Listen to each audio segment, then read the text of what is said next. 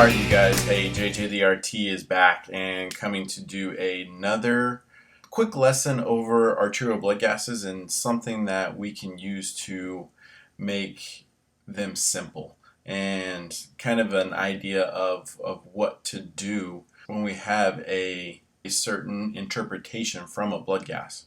So before I give you too many answers, right, I definitely want to run through this blood gas. This is a true scenario that's happened over the course of the past 6 months or so. But I've been trying to figure out a good way to display that to you guys. So here we go. And here's their blood gas. pH is 7.36, CO2 is 31.4, and bicarb is 17.2. So the question is, how do we interpret that? Right? So if you go back and you look at my previous videos of interpreting blood gases, you want to start with your pH. Is your pH acidotic or alkalotic? 7.36 is on the acidotic side. Yes, it's within the acceptable range, but it's on the acidotic side. So we have an acidotic pH right now. Then you go to your CO2. Is your CO2 causing the acidotic pH? With a CO2 of a CO2 of 31.4, no. So it's not the CO2 that's causing the acidosis. I go back to my pH. Is my pH within the acceptable range? It is. So what we have is a compensated metabolic acidosis. I'll give you guys a look at this again. 7.36, 31.4, and 17.2 equals a metabolic acidosis. It's a compensated metabolic acidosis. And what I want you guys to think about is anytime you have a metabolic acidosis, we'll just put that up there for giggles, right? Have the metabolic acidosis as the interpretation. When you guys have a metabolic acidosis, I want you to start thinking about is what's the body's natural reaction to a metabolic acidosis, right?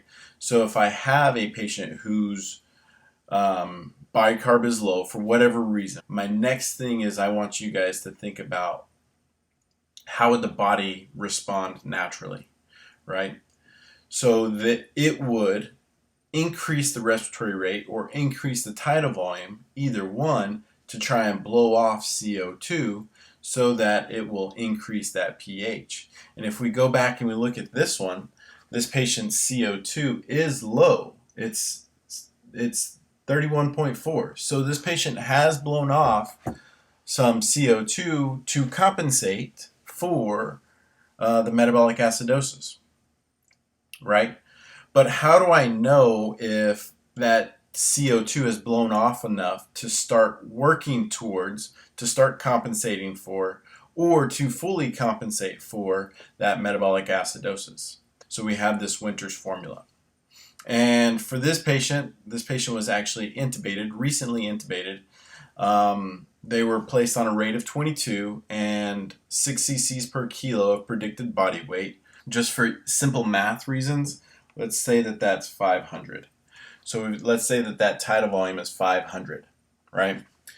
And I draw blood gas immediately, 30 minutes to an hour after intubation, and that's the blood gas that I get. 7.36, CO2 is 31, and the bicarb is 17.2.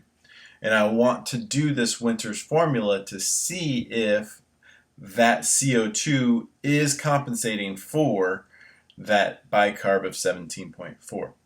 So Winter's formula looks like this, okay? It is 1.5 times your bicarb plus 8 equals your goal CO2. And that has a range of plus or minus 2. So let's plug these numbers in, right? Looking at the blood gas again, we have a pH of 7.36, CO2 of 31, and a bicarb of 17.2. So we're going to plug in 17.2, and we're going to multiply that times 1.5. We're going to add 8, and then we should get a goal CO2 range that's plus or minus whatever we get from that equation. So 1.5 times your bicarb being 17.2, 1.5 times that is 25.8. Okay? 25.8 plus 8 is 33.8.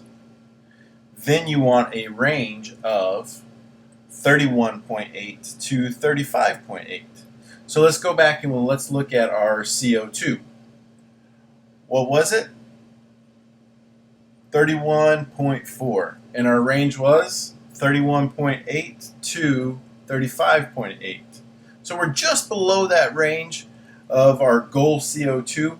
However, we are looking to blow off CO2 to compensate for that metabolic acidosis. Now, if you've ever heard that you cannot fix a metabolic problem with carbon dioxide, that's 100% true. To fix the metabolic problems, you have to fix the underlying issues, whatever is causing that acidosis. For this patient, again, their CO2 was 31.4, and the goal CO2 was 31.8 to 35.8. So what did we do? So the changes that were recommended was to reduce that respiratory rate from 22 down to 18. What do you think that's going to do?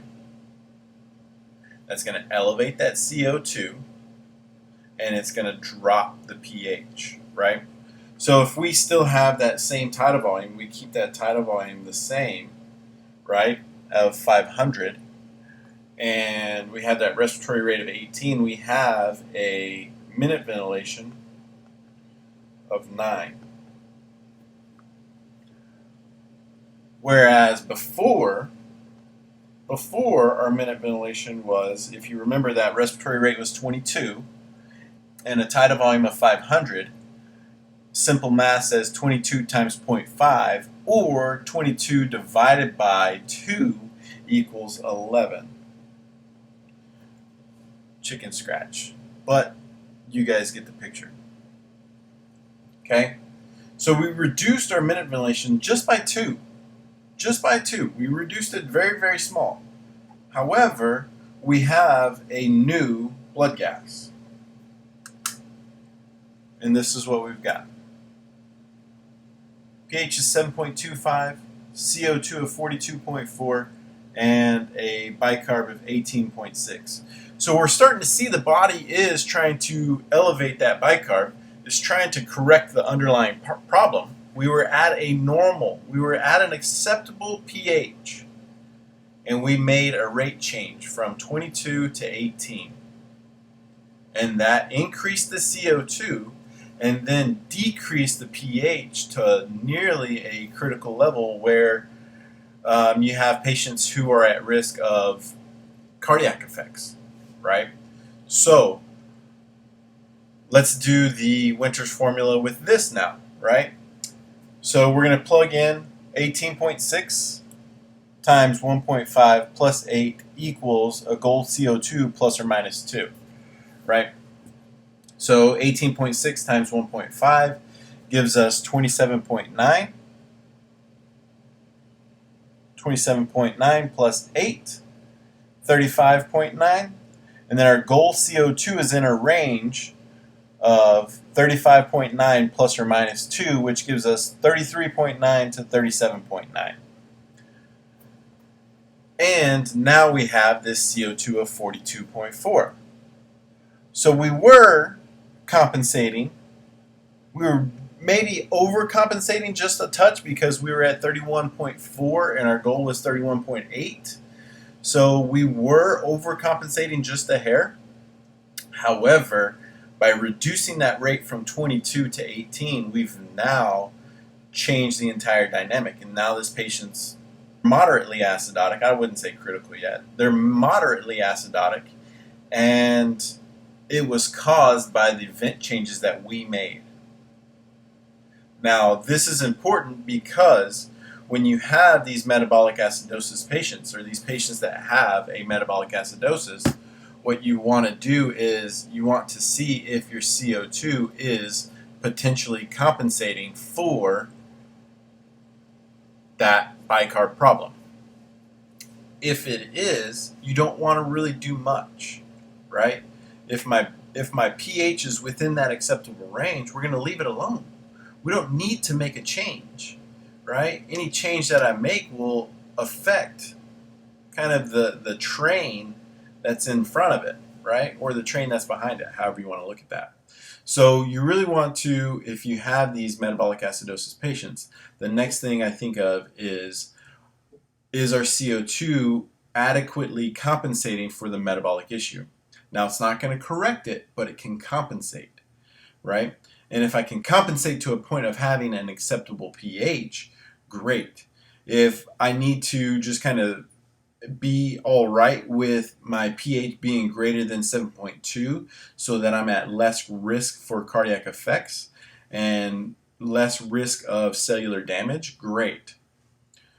But if I've got a pH in a patient whose metabolic acidosis, my CO2 is compensating for it, then I want to look at the anion gap, right? Then I'll calculate the anion gap and see where the displacement is, where the concern or where the lack of electrolytes are truly stemming from. And we'll get into that in another video. I just wanted to make sure that we put Winter's formula to a true application and a patient application. So I hope this makes sense. So be sure that you like the video, share the video, comment on the video, hit that subscribe button, and be alerted anytime that there's new content that comes out. So I hope you guys enjoyed this. I hope this was informational. Looking forward to doing a whole lot more of these. So we'll see you guys soon.